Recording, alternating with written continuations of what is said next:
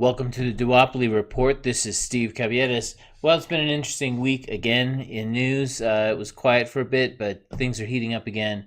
And nowhere is that truer than in the race for the state Senate seats coming up. The Albuquerque Journal on the 14th put out this article: Moderate New Mexico Senate Dems could face primary foes. Yes, Santa Fe, with the dust from New Mexico's 60 days legislative session finally settled, progressive groups are already taking aim at some moderate Senate Democrats who helped put the brakes on several high-profile bills. Those who could face challenges include two longtime lawmakers who hold key positions: Senate Finance Committee Chairman John Arthur Smith, a.k.a. Dr. No, of Deming, and Senate President Pro Tem Mary Kay Papin of Las Cruces. And there's the fossilized leaders of the state Senate there in this picture. So former State Senator Eric Griego of Albuquerque, who now heads a progressive advocacy group. I don't know who it is, but it's a secret progressive advocacy group, said this year's session brought victories from his perspective on legislation related to voter registration, public schools, and gun restrictions. But he said a small group of conservative Democrats, several whom hold key positions in the chamber, played a role in stymieing bills, dealing with more money for early childhood programs from the state's largest permanent funds, legalizing recreational marijuana use, and repealing a long-dormant state abortion ban. Most of these bills, had they gone to the floor, they would have passed, Griego said in a recent interview, alluding to the fact that permanent fund and marijuana bills were both bottled up in the Senate Finance Committee without a final vote being taken. And if you watch some of my previous videos, you've seen action where this has occurred on some other bills too, like minimum wage, where although one finally did get through, it was strangled, chopped into 1,000 pieces, and set on a delay clock. So these committees and these people do this kind of stuff. Smith said he's not worried about a possible primary challenge, adding that more liberal House Democrats will have to explain why they supported a tax package that would have raised certain rates and generated more than $350 million in additional revenue annually. Because, the citizens of the state of New Mexico don't need any more services. I mean, it would be a terrible thing to add $350 million into programs to help people all across the state.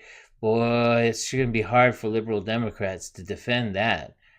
This is the kind of kooky thinking that John Arthur Smith and the other Donkeyphants think of, is that actually providing for your public is a bad thing. For his part, Sanchez, that's Clemente Sanchez, is not sweating the possibility of a contested primary. He's already heard from his people. The feedback's mostly positive, and they love him. That tax legislation was pared back by the Senate before being signed into law. I've been a target before, and I'll be a target again, said Smith, who pointed out that 3 counties encompassed fully or partially by his southwest New Mexico district supported Republican Steve Pearce over Lujan Grisham in last year's gubernatorial race. So it's almost like he's proud, he's inoculated, because he's in a district where the Republicans are winning the show in other races. Well, that says a whole lot about your strength, Senator Smith, in your area, how well you carry the Democratic Party banner, and how long your coattails are. Well, yeah, like that. They're about that long. I think they're about that long. Hey, nice knees, by the way, Senator. Very nice. So the state Democratic Party chairwoman said there's no litmus test for legislators who are elected to represent diverse districts statewide, and no punishment for Democrats who stray from the party's platform. Quote, "We put the platform out there, and we don't chop anyone's heads off for not following it 100%, said Chairwoman Marg Ellison. Well, yeah, I mean, you don't chop them off if they don't follow it 100%. And you apparently don't chop their heads off when they don't even follow it 50%. Or, yeah, if you counted the actual number of bills that they might be with the other Democrats on, but on the really big ones, the ones that count, the ones that matter to everyday New Mexicans, oh no. The ones that are in the platform of the state party, oh, no, we can't have that. So getting back to Eric Griego, he says it's a conservative coalition that's out of step with democratic values. That they're undermining potential change in our state. And they now mention him as the state director of New Mexico Working Families Party. Hey, the mystery is solved. I wonder why they didn't mention that the first time. That's kind of odd that they don't mention it ahead of time. Usually you do more description at front and less description at back. Well, what do I know about modern newspaper editing techniques? The 4 senators he cited are the Democratic Senators Clemente Sanchez of Grants, Gabriel Ramos of Silver City, along with Smith and Papin. And in other previous videos, we have mentioned these people by name already as big chargers in the Donkeyphant army in the state legislature. Papin's been there since 2013, and Senator Smith has served for 30 plus years. And the two other senators are more recent arrivals. Still, I think it's funny that they didn't mention Working Families Party twice. And I'm thinking, well, why would they do that? I mean, Albuquerque Journal, can't you say Working Families Party twice? What happens if you go Working Families Party, ah! Oh, see, it makes your paper set on fire. You can't do that. Okay, well, I understand now. Now, Stephanie Maez, executive director of Progress New Mexico, said the group will embark on a voter education effort before next year's election cycle, though she said it was too early to provide specifics. In the past, nonprofit group has launched billboards targeting lawmakers. Now it's time to be bold, Maez, a former state house member, told the Journal. And those are welcome words from another organization. So now you'd think that the Journal article would be done. It's just the usual. It's the usual, debate we have between the progressives and the moderates. But no, these days it spills over into social media, and in an epic posting by Charlotte Parsons, who is an officer in the New Mexico Democratic Party, and worked tirelessly on what was called SPARK, the state platform and resolutions committee. And she had just an epic response to the entire article, and especially the leader of the party. She says, we voted with 92% approval on our New Mexico state platform last year. 92%. We traveled the state with the best of our ability, with a zero budget, talked to hundreds of Democrats across New Mexico. There is no doubt that this is what New Mexican Democrats want, and they are not taking it seriously. What shall we do now, progressive Democratic leaders? I'll not stand by and watch our state have to live with legislation created and killed by people who squander the opportunities that we, the people, have demanded. We gave our time and our money and our energy and our lives to create a document that would clearly state what we, the people, want and need. This is not the polite and diplomatic post that I'm supposed to make, that I usually do my best to make, but diplomacy allowed a legislative session to come and go, where 8 Democratic senators ensured the government still owns the right to tell me what to do with my body. John Arthur Smith uses his chairship to systematically rob New Mexican families of early childhood education that would build our economy and strengthen education for hardworking New Mexicans from finally earning a living wage. They made a joke of our environmental and taxation demands through compromises that devastated our progress as a state. Diplomacy has created a place where they apparently don't take this movement seriously, and I've about had enough. They're not sweating the possibility of owning the consequences of their careless destruction, and they'll be exactly correct unless some major is done right now. Progress Now is ready. Working Families is ready. Retake Our Democracy is ready. PDA, that's the Progressive Democrats of America, is ready. Indivisible is ready. Progressive allies, who else is ready?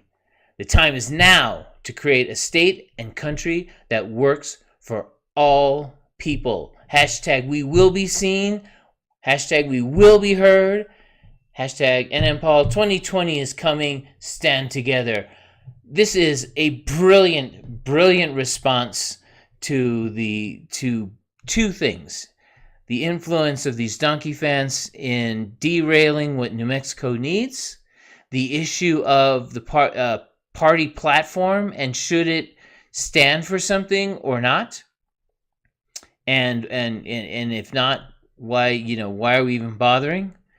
Charlotte Parsons is right on here, and I will tell you that I know that where she wrote at the very beginning of that second paragraph, this is not the polite and diplomatic post I'm supposed to make, because she's been an officer in the state party. She tries to work with everyone. I think she's someone who's been trying to play by the book, play by the rules, and coming to find out that playing by the rules gets her absolutely nowhere. In fact, that may be the very mechanism that the powers that be use to suppress really good ideas. So then we have there's a response on this string. There were a lot of people who got involved in this conversation, but lo and behold, the state party chair actually gets in on the discussion, and she says, as chair of the Democratic Party of New Mexico, I'm really proud of our strong progressive platform, and I'm grateful to Charlotte Parsons and Spark for all their hard work in drafting it, getting it adopted by the party. The party must do and is doing everything it can to see the platform enacted into law. We made great strides in that direction, but not enough in the recent legislative session. While party rules prohibit the party organization from getting involved in party primaries, that, as Charlotte Parsons says, is exactly what activist individual Democrats and organizations should do and are doing. So I agree with the last part of that individuals do need to get involved, and that sometimes when you hold a particular office that you have to be a little bit more respectful of the body, but that's why people at large need to be involved. People in organizations, people on their own as individuals, they need to get out there, they need to speak up, they need to stand up, they need to knock on doors, talk to people, donate money, all those kinds of things to get the things that you want accomplished. So while I don't disagree with that part at the bottom, when she says the party must do and is doing everything it can to see platform enacted into law, I cry bullshit. That is complete BS right there. I didn't notice the state party chair getting up and using her bully pulpit as the leader of the party and saying, here are the people who are following the platform and here are the people who are not. And if you're not calling out those names, if you're not putting these people on the spot, how much do you think they're going to respond to you? The answer is given in the last session, 0. Or there's one other thing. Maybe you didn't really put the squeeze on them to begin with.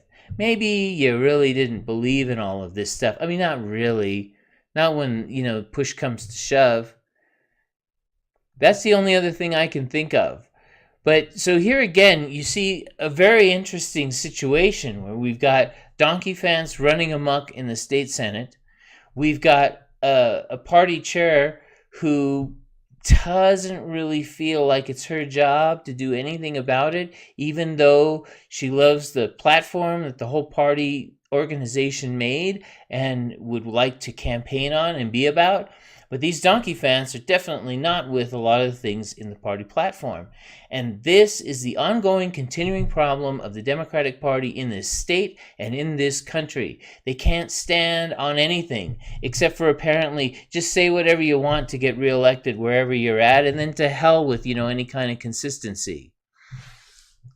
This is enabling of the Donkeyphants, and Marg Ellison, I think, needs to really reassess her role as state party chair and what needs to be done in that role. I think for the longest time, state party chairs have just been go along, get along people in an endless string, and that needs to stop. So congratulations to Working Families Party, Progress Now, Charlotte Parsons, and a whole host of other people who are bringing a lot of these issues to light. I think 2020 is going to be very interesting. We're just getting started. I think there's going to be all kinds of challenges out there. The energy's out there, and believe you me, I think there can be some changes by the time November 2020 rolls around. So stay tuned, because I'm going to be covering this throughout the election cycle of 2020 and keep everyone abreast of new developments. You know, this kind of independent journalism is what is so badly needed here in the state of New Mexico and in the country as a whole. And it's a love and a passion of mine, but it does take a lot of time and it does take a lot of effort to bring this content to you. So please consider supporting me by hitting the subscribe button on my channel that's like right over here. And also click the notification bell next to it so you get a notification when a new video drops. Also, I'm on Patreon, www.patreon.com/Duopoly Report. Please consider becoming a patron with as little as a $5 a month donation. You'll get early access to videos. You'll help me keep going. And soon coming will be special bonus content that will only show to my Patreon contributors. Thank you very much for watching. Have a good day.